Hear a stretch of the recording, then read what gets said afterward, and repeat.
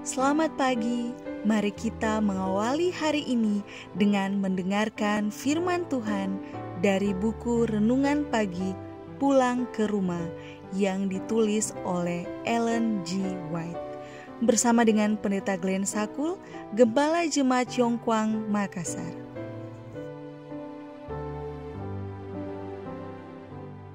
Shalom, selamat pagi. Mari kita berdoa untuk meminta hikmat dari Roh Kudus Tuhan.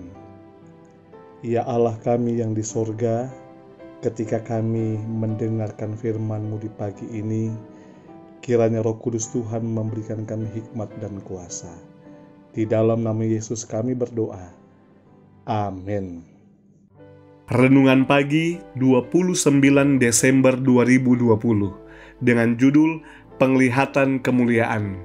Ayat inti, peganglah apa yang ada padamu supaya tidak seorang pun mengambil mahkotamu. Wahyu 3 ayat 11. Keterangan, jika jemaat mau mengenakan jubah kebenaran Kristus, menarik semua ikatan persekutuan dengan dunia, akan ada di hadapannya fajar dari hari yang cerah dan mulia.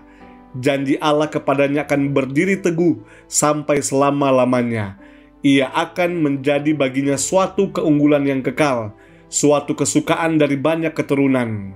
Kebenaran, terlewatkan oleh mereka yang menghinakan dan menolaknya, akan menang.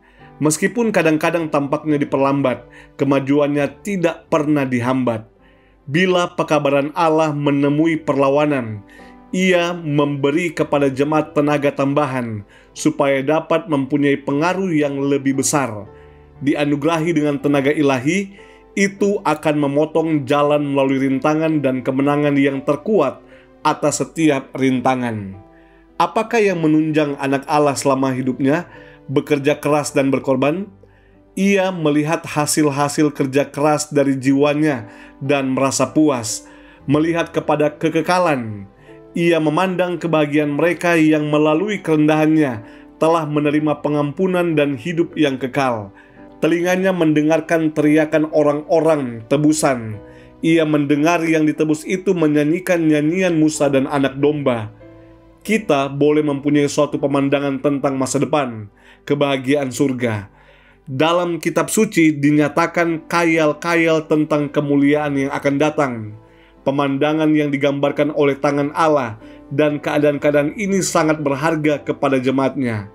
Oleh iman kita boleh berdiri di ambang kota yang kekal dan mendengar sambutan yang sangat ramah yang diberikan kepada mereka yang dalam kehidupan ini bekerja sama dengan Kristus, menganggapnya sebagai suatu kehormatan untuk menderita karena namanya.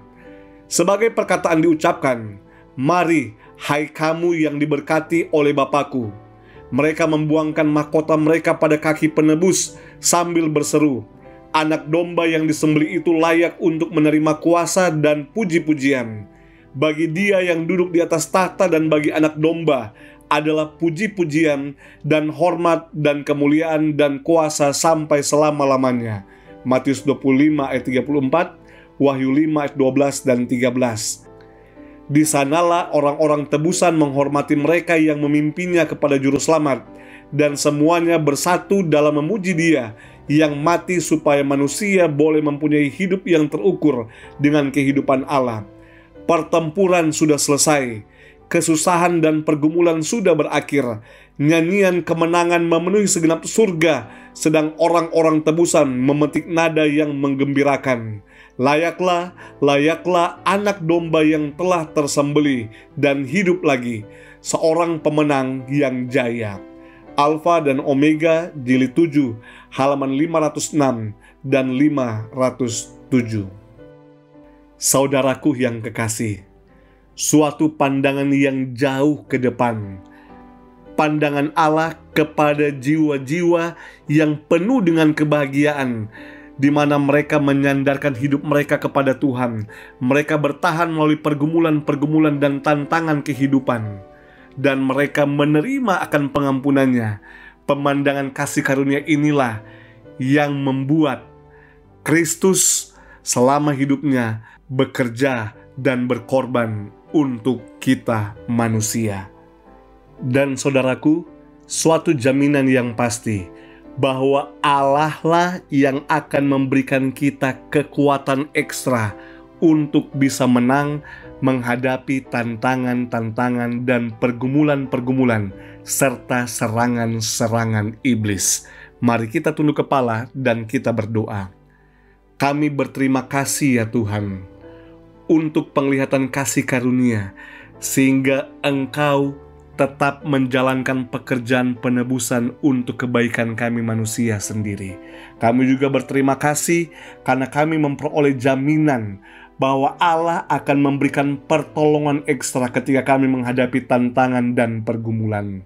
Hamba menyerahkan umat-umat-Mu hari ini ke dalam tangan Tuhan, yang memiliki pergumulan-pergumulan di dalam kehidupan mereka, pergumulan untuk pekerjaan, pergumulan dalam menghadapi sakit penyakit pandemi COVID-19 ini. Hamba menyerahkan mereka ke dalam tangan Tuhan. Marilah Tuhan memberikan pemenuhan dari janji firman Tuhan, bahwa Allah akan memberikan kekuatan untuk melewati dan memberikan kemenangan. Diberkatilah umat-umat Tuhan ketika menjalankan pekerjaan. Marilah pintu-pintu berkat sorga terbuka lebar dan berkat tercurah ke atas umat-umat-Mu. Di dalam nama Yesus kami telah berdoa. Amin.